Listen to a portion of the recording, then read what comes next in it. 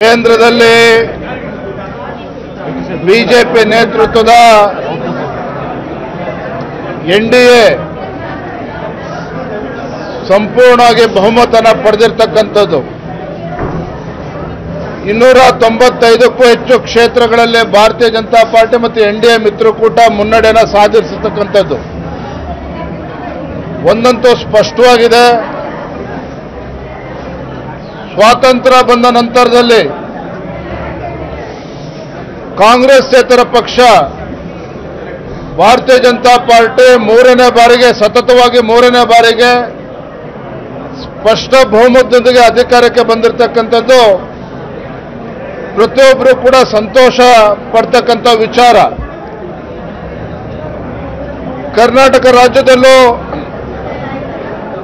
BJP ಮತ್ತು JDS ಪಕ್ಷ ಒಟ್ಟಾಗಿ ನಾವು ಚುನಾವಣೆಯನ್ನು ಎದುರಿಸಿ ಇವತ್ತು 19 ಕ್ಷೇತ್ರಗಳಲ್ಲಿ 17 ಕ್ಷೇತ್ರದಲ್ಲಿ ಭಾರತೀಯ ಜನತಾ ಪಾರ್ಟಿ, 2 ಕ್ಷೇತ್ರದಲ್ಲಿ ಇವತ್ತು ಜೆಡಿಎಸ್ ಪಕ್ಷ ಗೆದ್ದಿದೆ. ಕರ್ನಾಟಕ ರಾಜ್ಯದಲ್ಲಿ ಇವತ್ತು 20ಕ್ಕೂ ಹೆಚ್ಚು ಕ್ಷೇತ್ರಗಳಲ್ಲಿ ಗೆಲ್ತೇವೆ ಅನ್ನುವ ಭ್ರಮೆಯಲ್ಲಿದ್ದಂಥ ಕಾಂಗ್ರೆಸ್ ಪಕ್ಷ ಮುಖಭಂಗ ಆಗಿರ್ತಕ್ಕಂಥದ್ದು ಸ್ಪಷ್ಟ. ತಮ್ಮ ಗ್ಯಾರಂಟಿಗಳ ಮುಖೇನ ರಾಜ್ಯದಲ್ಲಿ ಅತಿ ಹೆಚ್ಚು ಸ್ಥಾನಗಳನ್ನು ಗೆಲ್ತೇನೆ, 20ಕ್ಕೂ ಹೆಚ್ಚು ಸ್ಥಾನಗಳನ್ನು ಗೆಲ್ತೇವೆ, 20 ಸ್ಥಾನಗಳೆಲ್ಲ ಡಬಲ್ ಡಿಜಿಟ್ ಬರ್ತೇವೆ ಅಂತೇಳಿ ಕನಸು ಕಾಣ್ತಾ ಇದ್ರು. ಆ ಕಾಂಗ್ರೆಸ್ ಪಕ್ಷದ ಕನಸು ಇವತ್ತು ಭಗ್ನ ಆಗಿದೆ ಕರ್ನಾಟಕ ರಾಜ್ಯದಲ್ಲಿ. ನಾನು ರಾಜ್ಯದಲ್ಲಿ ಇವತ್ತು ಬಿಜೆಪಿ ಮತ್ತು ಜೆಡಿಎಸ್ ಪಕ್ಷದ ಅಭೂತಪೂರ್ವ ಗೆಲುವಿಗೆ ಕಾರಣೀಭೂತರಾಗಿರ್ತಕ್ಕಂಥ ಬಿಜೆಪಿ ಮತ್ತು ಜೆಡಿಎಸ್ ಪಕ್ಷ ಎರಡೂ ಪಕ್ಷದ ನಮ್ಮ ಮುಖಂಡರಿಗೆ, ವಿಶೇಷವಾಗಿ ನಮ್ಮ ಕಾರ್ಯಕರ್ತರಿಗೆ ನಮ್ಮ ಕಾರ್ಯಕರ್ತರಿಗೆ ಇವತ್ತು ಅಭಿನಂದನೆ ಸಲ್ಲಿಸೋದಕ್ಕೆ ಇಚ್ಛೆಪಡ್ತೇನೆ. ರಾಜ್ಯದ ಮತದಾರರಿಗೆ ನಾನು ಈ ಸಂದರ್ಭದಲ್ಲಿ ನನ್ನ ಕೃತಜ್ಞತೆಯನ್ನು ಕೂಡ ನಾನು ಸಲ್ಲಿಸ್ತೇನೆ. ಗ್ಯಾರಂಟಿಗಳ ಬಗ್ಗೆ ಸಾಕಷ್ಟು ಚರ್ಚೆಗಳಾಗಿತ್ತು. ಇದೆಲ್ಲವನ್ನು ಮೀರಿ ನಮ್ಮ ರಾಜ್ಯದ ಪ್ರಜ್ಞಾವಂತ ಮತದಾರರು ಕಳೆದ ವಿಧಾನಸಭಾ ಚುನಾವಣೆಯಲ್ಲಿ ನಮಗೆ ಹಿನ್ನಡೆ ಆಗಿದ್ರೂ ಸಹ ದೇಶದ ಭವಿಷ್ಯವನ್ನು ರೂಪಿಸತಕ್ಕಂಥ ಚುನಾವಣೆ, ನರೇಂದ್ರ ಮೋದಿಜಿಯವರೇ ಮತ್ತೊಮ್ಮೆ ಪ್ರಧಾನಮಂತ್ರಿ ಆಗಬೇಕು ಅಂತೇಳಿ ಇವತ್ತು ಸಂಪೂರ್ಣವಾಗಿ ಬೆಂಬಲವನ್ನು ನೀಡಿದ್ದಾರೆ.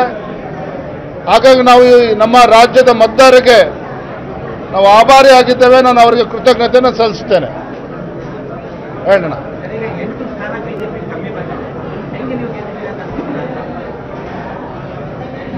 ಕಾಂಗ್ರೆಸ್ ಪಕ್ಷ ಕಳೆದ ವಿಧಾನಸಭಾ ಚುನಾವಣೆ ಎಷ್ಟು ಸ್ಥಾನಗಳು ಗೆದ್ದಿತ್ತು? 136 ಸ್ಥಾನಗಳನ್ನು ಗೆದ್ದಿದ್ದಾರೆ. ಮುಖ್ಯಮಂತ್ರಿಗಳು, ಉಪಮುಖ್ಯಮಂತ್ರಿಗಳು ಎಷ್ಟು ಸ್ಥಾನನ ಗೆಲ್ತೀವಿ ಅಂತ ಹೇಳ್ತಾ ಇದ್ರು. 20ಕ್ಕೂ ಹೆಚ್ಚು ಸ್ಥಾನಗಳನ್ನು ಗೆಲ್ತೇವೆ ಅಂತೇಳಿ ಸ್ವತಃ ಮುಖ್ಯಮಂತ್ರಿಗಳು ಹೇಳಿದ್ರು, ಉಪಮುಖ್ಯಮಂತ್ರಿಗಳು ಹೇಳಿದ್ರು. ನಮಗೆ 2-3 ಇವತ್ತು ಸೀಟ್ಗಳ ಸ್ವಲ್ಪ ಮತ್ತಲ್ಲಿ ನಾವು ಸೋತಿದ್ದೇವೆ. ಆಗ ನಾನು ಪ್ರಾಮಾಣಿಕ ಒಂದು ಮಾತನ್ನು ಹೇಳ್ತೇನೆ.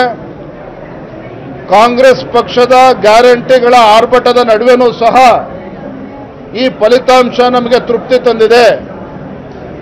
ಕರ್ನಾಟಕ ರಾಜ್ಯದಲ್ಲಿ ಇವತ್ತು ಮತದಾರರು ನಮಗೇನು ಆಶೀರ್ವಾದ ಮಾಡಿದ್ದಾರೆ, ಇದ್ರ ಬಗ್ಗೆ ನಮಗೆ ತೃಪ್ತಿ ಇದೆ. ಚುನಾವಣೆ ಮತದಾನ ಆಗ್ತಕ್ಕಂಥ 3 ದಿನಗಳ ಹಿಂದೆ 3 ತಿಂಗಳಿಂದ ಪೆಂಡಿಂಗ್ ಇದ್ದಂಥ ಇವತ್ತು ಹಣವನ್ನು ಪ್ರತಿಯೊಬ್ಬರ ಅಕೌಂಟಿಗೆ ಸಂದಾಯ ಆಗಿದ್ದು ಕೂಡ ನಿಮ್ಗೆ ನೆನಪಿದೆ. ಆದರೆ ಇದೆಲ್ಲದರ ನಡುವೆನೂ ಸಹ ಮತದಾರರು ನಮಗೆ ಬೆಂಬಲವನ್ನು ನೀಡಿದ್ದಾರೆ, ನಮ್ಗೆ ಆಶೀರ್ವಾದನ ಮಾಡಿದ್ದಾರೆ. ನಮ್ಗೆ ಹಿನ್ನಡೆ ಅಂತೇಳಿ ಖಂಡಿತ ಯಾರು ಕೂಡ ಹೇಳ್ತಕ್ಕಂಥದ್ದಲ್ಲ. ಇವತ್ತು ಬಿಜೆಪಿ ಮತ್ತು ಜೆಡಿಎಸ್ ಪಕ್ಷ ಯಶಸ್ವಿಯಾಗಿ ನಾವು ಚುನಾವಣೆಯನ್ನು ರಾಜ್ಯದಲ್ಲಿ ನಾವು ಎದುರಿಸಿದ್ದೇವೆ. ಏನಪ್ಪ,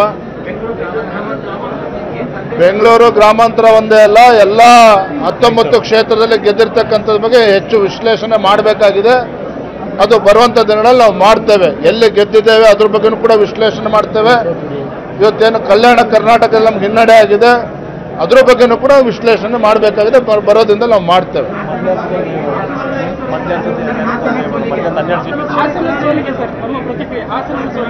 ಇಲ್ಲಪ್ಪ, ನಾ ಹೇಳಿದ್ನಲ್ಲ, ಇವತ್ತು ನಮಗೇನು 9 ಕ್ಷೇತ್ರದಲ್ಲಿ ನಮಗೆ ಸೋಲು ಉಂಟಾಗಿದೆ. ಹಾಸನೂ ಸೇರಿದಂತೆ ಎಲ್ಲ ಕ್ಷೇತ್ರಗಳ ಬಗ್ಗೆ ನಾವು ಮುಂದಿನ ದಿನಗಳಲ್ಲಿ ಅದ್ರ ಬಗ್ಗೆ ಚರ್ಚೆ ಮಾಡ್ತೇವೆ. ಸೋಲಿಗೆ ಕಾರಣಗಳು ಏನು ಅಂತಕ್ಕಂಥದ್ದನ್ನು. ಕನ್ನಡಿಗರ ಮೆಚ್ಚಿನ ನಿಮ್ಮ ನ್ಯೂಸ್ 18 ಕನ್ನಡ ಈಗ ವಾಟ್ಸ್ಆಪ್ನಲ್ಲಿಯೂ ಲಭ್ಯ.